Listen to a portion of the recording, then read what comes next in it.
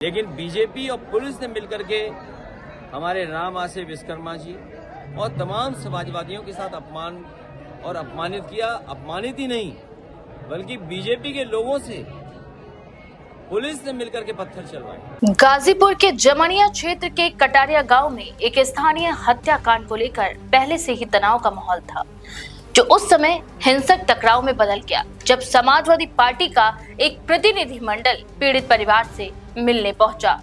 ये मामला 16 वर्षीय किशोरी निशा विश्वकर्मा की हत्या से जुड़ा हुआ है, जिसका शव कुछ दिन पहले ही नदी में पाया गया था और जिसके बाद पूरे इलाके में आक्रोश और संवेदनशील स्थिति बनी हुई थी।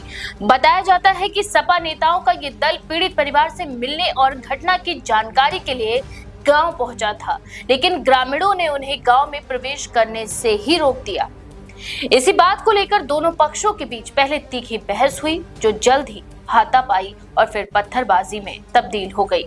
हालात इतने बिगड़ गए कि मौके पर अफरा तफरी मच गई और कई लोग घायल हो गए, जिनमें सपा के नेता और पुलिसकर्मी भी शामिल बताए जा रहे हैं। इस घटना के दौरान ईंट पत्थर चलने से कई प्रमुख नेता घायल हुए, जिनमें पूर्व मंत्री राम आसे विश्वकर्मा, विधायक डॉक्टर वीरेंद्र यादव समेत अन्य कार्यकर्ता शामिल बताए गए हैं। सभी घायलों को तत्काल अस्पताल पहुंचाया गया, जबकि स्थिति को नियंत्रित करने के लिए पुलिस बल को बढ़ाना पड़ा।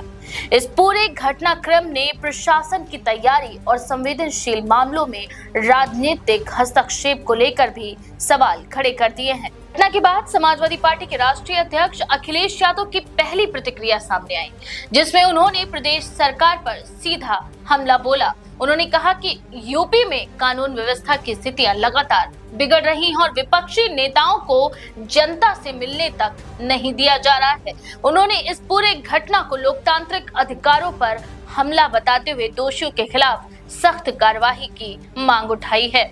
साथ ही साथ अखिलेश यादव ने ये भी संकेत दिए हैं कि प्रशासन ने इस पूरे घटनाक्रम में निष्पक्ष भूमिका नहीं निभाई और कहीं न कहीं स्थिति को और भी ज्यादा बिगड़ने दिया गया। उनका कहना था कि अगर समय रहते उचित व्यवस्था की जाती तो इस तरह की हिंसक झड़प को रोका जा सकता था। साथ ही उन्होंने ये भी जोड़ा कि सपा का प्रतिनिधिमंडल सिर्फ पीड़ित परिवार को न्याय दिलाने के उद्देश्य से गया हुआ था, लेकिन उसे राजनीतिक रूप से रोका गया और माहौल खराब होने दिया गया।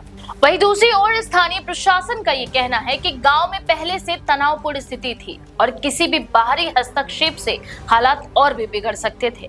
अधिकारियों के मुताबिक दोनों ही पक्षों के बीच अचानक विवाद बढ़ा और स्थिति नियंत्रण से बाहर हो गई, जिसके बाद अतिरिक्त पुलिस बल को भी तैनात कर हालात को संभाला गया।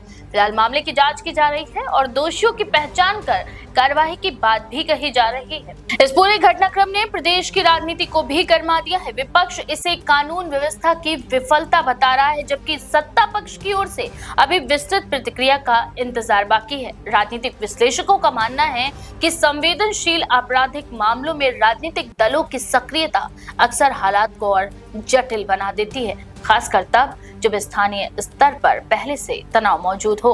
गाजीपुर की यह घटना सिर्फ एक स्थानीय झड़प नहीं है, बल्कि कानून व्यवस्था, राजनीतिक हस्तक्षेप और प्रशासनिक तैयारियों के बीच संतुलन की बड़ी चुनौती को भी उजागर करती है। फिलहाल इलाके में पुलिस की निगरानी बढ़ा दी गई है और शांति बनाए रखने के प्रयास जारी हैं, लेकिन ये घटना आने वाले दिनों में राजनीतिक बयानबाजी और आरोप प्रत्यारोप का बड़ा मुद्दा बन सकती है। इस बारे में आपका क्या विचार है? अपनी राय कमेंट सेक्शन में लिखना ना भूलें। ऐसी और भी खबरों के लिए देखते रहें भारत 99 एक्सप्रेस। देश की हर खबर सबसे पहले